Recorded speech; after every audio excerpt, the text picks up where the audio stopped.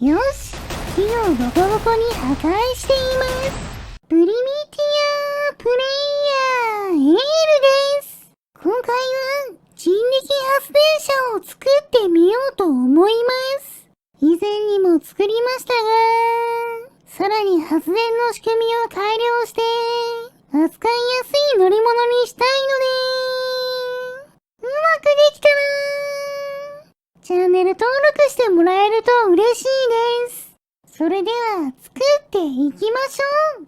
まずは木の回し車を使った発電機から作ります。この中にモーターを2つ、通電しないように木を挟んで向かい合わせに入れているので、こうやって乗って回すと、私が前に進むか後ろに進むかで左右の軸のどちらから発電するのか選ぶことができました。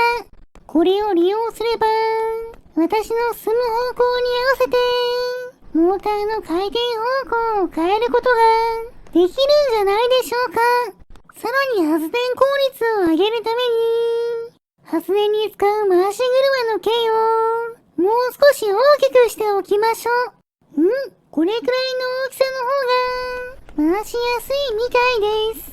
この発電を動力にするために、こちらにこんな感じで、モーター2つとタイヤをくっつけましょう。この状態で回し車を回してみると、回転数は乱れていますが、ちゃんとモーターに通電してタイヤが回ってくれています。早速前の方にもタイヤをつけて地面を走ってみましょう。すると、進んでくれていますが、私が走る方向と進む方向が逆ですね。モーターの付け方を間違っていたので、付け直しましょう。これなら私の走る方向と一致してくれるはずです。もう一度乗ってみると、よし、私の走る方向と同じですね。でもスピードはそんなに速くありません。私の視点にして速度を測ってみると、だいたい最高速度は秒速 3.5 メートルくらいでした。もっと速度を上げられるように工夫してみましょう。試しに横転向の制御効果を使ってモーターから発電機に電気が逆流しないようにしてみました。これならどうでしょうか。試してみると、さっきとそんなに変わらない感じですが、速度を測ってみると、最高速度は秒速 2.3 メートルと下がってしまいました。どうやら電気が逆流してくれた方が回し車を補助するパワーが働くので速くなるみたいです。では今度は横転向ではなく空のバッテリーをつけてみるとどうでしょうか。早速乗ってみると、あれ、さっきより明らかに遅くなりました。バッテリーが充電されているせいか、進行方向を変えるのにもかなり時間がかかるようになってしまいました。そして速度の方は秒速 1.1 メートルとやはり遅くなっています。その代わり速度は安定してますね。でも遅すぎるので、ここで試しにバッテリーを片方外して右側のモーターに通電しないようにすると、後ろに進むことはできなくなりましたが、スピードはかなり速くなりました。速度を測ってみると、秒速 7.7 メートルと大幅に速くなっています。走っている間、しっかりバッテリーに充電されているので、私が降りてもしばらく走り続けてくれました。モーター2つでバックもできるようにすると、かなり遅くなるということですね。さらにこの状態からバッテリーを外して直接発電機とつなげるとどうでしょうか。なるほど、さっきより少しだけ速くなった気がします。この時の最高速度は秒速 8.2 メートルと、今までで一番速いです。でも、速さだけで言えば、人力で回し車を回して、その勢いで走った方が、ずっと速いので、やはりモーターは2つつけて、多少遅くても、前後に動けるようにしましょう。その代わり、回し車に重りを追加することで、発電効率をアップさせてみます。前回のパンチングマシンで、軸に重いものがくっつくほど、発電量が上がるのが分かったからですね。早速 13.7 キロの重りを4つ、合計 54.8 キロ重くして、乗ってみましょう。そうすると、なるほど、動き出しは遅くなりましたが、少しずつ加速して、結構スピードが速くなったような気がします。速度を測っていると、秒速 5.3 メートルまで出ているのを確認できました。重りをつける前だと、秒速 3.5 メートルだったので、18% ほど出力がアップしていることになります。だったらもっと重りを追加すれば、さらに速くなるんでしょうか。重りを2倍にして、109.6 キロにしました。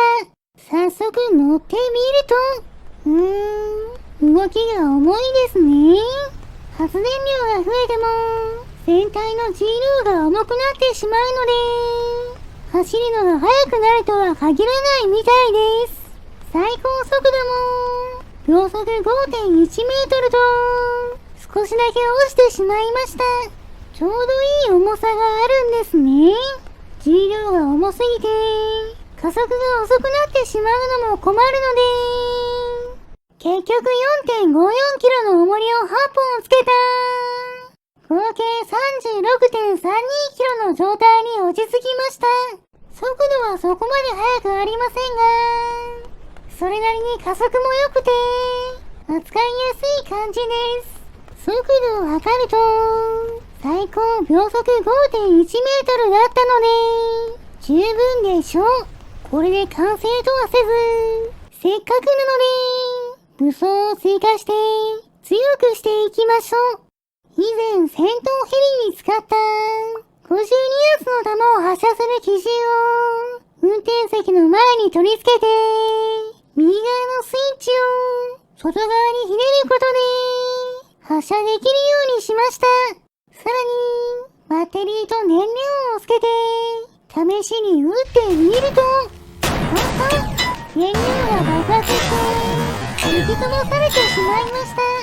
燃料をつける位置を変えて、もう一度発射していると、今度は火薬の後ろから発射されるスライムで、回し車が壊れてしまいます。これを防ぐ板を追加しましょう。これなら壊れずに、連弾発射することができました。この状態で、問題なく動くこともできたので、これで人力発電車は完成です。全体の重量のせいか、旋回はかなりやりづらいので、前後に何度も動いて角度を調整したら、木を狙って撃ってみましょう。発射ー！よし、木をボコボコに破壊しています。重量があるおかげで、射撃がブレることもなく、まっすぐ飛んでいくのが強いです。次はもっと大きな木を狙うと、こちらも問題なく破壊できてますね。でも、横方向に角度を変えながら撃つのは難しいですし、もちろん縦方向にも角度を変えられないので、使いどころが難しいかもしれません。小さな並んだ木を撃つと、正面方向の木を破壊しながら進むことができました。狙いが正確な分、広い範囲を狙えないのが残念です。大きな草の塊なら、安定して全ての弾を当てることができるので、粉々になるまで破壊できました。草を組み合わせた的も、縦に並んでいるおかげで、結構簡単に粉々にできます。ドローン工場の壁の方も、的が大きくて動かないので、前に進みながら撃ちまくって、ガンガン耐久力を削って、破壊完了です。でも、風力発電機の方は、的が細いので、なかなか当てるのは難しいです。それでも、うまく位置を調整しながら、狙って撃っていると、しっかり連続で弾が当たって、耐久力を削り切ってくれました。動ける砲台としては、なかなか優秀だと思います。では次は、こちらの雑魚キャラの大群を狙って、人力発電車で攻撃してみましょう。果たしてどれくらい倒すことができるんでしょうか。早速正面から撃ってみると、正確な連射のおかげで、ほとんどの雑魚キャラを粉々に葬り去ることができました。後ろの方から見てみても、バシバシ当たって、吹っ飛んでいくのが爽快ですね。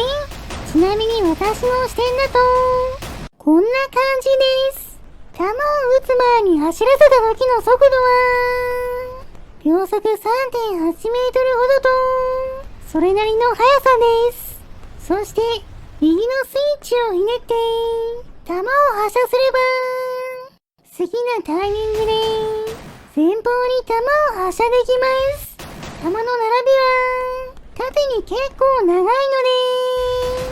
着弾地点は縦にばらける感じです。でも、雑魚キャラくらいなら、かなりの確率で命中してくれました。それでは最後は、イエロースライムに効くように、ガラスの針を弾の前に追加したら、こちらのイエロースライムを狙って攻撃してみましょう。果たして倒すことはできるんでしょうか。確実に当たる場所に移動してから、いきますよ。発射ー。やったー。57,765ダメージ。巨大スライムを倒しました。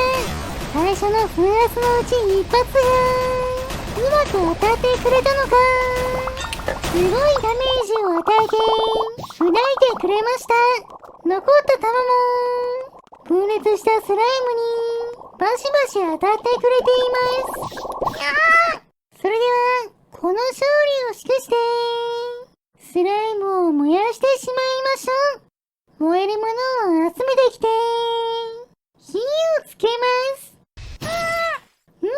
いい感じに燃えていますね。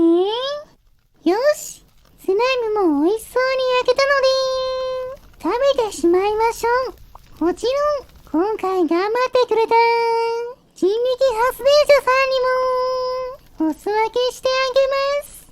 はい、どうぞ。今回の動画はここまでです。面白かったと思ったらチャンネル登録、高評価をしていただけると嬉しいです。リクエストなどコメントもお待ちしていますね。それでは皆さん、ま